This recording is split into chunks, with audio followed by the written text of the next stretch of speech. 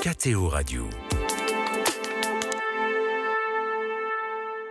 C'est l'heure des vacances, au Vatican aussi, et le pape Léon XIV fait partie des juilletistes. Le premier séjour du nouveau pape à Castel Gandolfo depuis dimanche dernier durera 2 semaines, avant un retour plus bref en août pour le week-end de l'Assomption.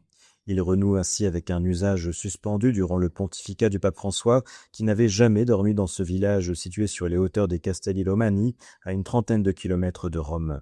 Le rétablissement de cette tradition papale, établie depuis 4 siècles, a été reçu très positivement par les Romains. Un restaurateur du Borgo exprime ainsi sa joie de voir le pape renouer avec cet usage ancien qui retire pourtant à son restaurant une bonne partie de sa clientèle dominicale, largement constituée par les fidèles rassemblés sur la place Saint-Pierre pour l'Angélus quand le pape est à Rome.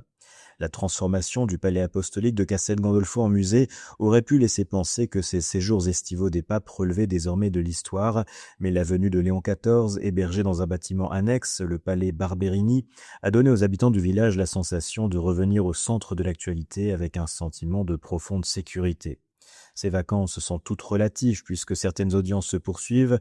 La visite du président ukrainien Volodymyr Zelensky ce mercredi a ainsi permis au village de renouer avec l'ambiance particulière ressentie lors de la venue de nombreuses personnalités internationales sous le pontificat de Jean-Paul II, de George Bush, l'empereur du Japon, Akihito, en passant par le leader palestinien Yasser Arafat.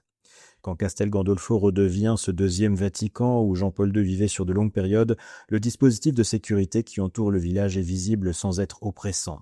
Quand le pape est là, nous dormons mieux, assure ainsi Sabrina, vendeuse dans un magasin de souvenirs situé sur la place centrale du village et qui se souvient avec émotion de la dernière apparition de Benoît XVI au balcon lors de sa renonciation en février 2013. En hommage au pape allemand, une autre vendeuse, Patricia, a appelé sa fille Benedetta, un signe que pour les habitants de Castel Gandolfo, le lien avec les papes n'est pas lié à une préoccupation économique, mais constitue d'abord un lien filial et familial. Vous écoutez KTO Radio.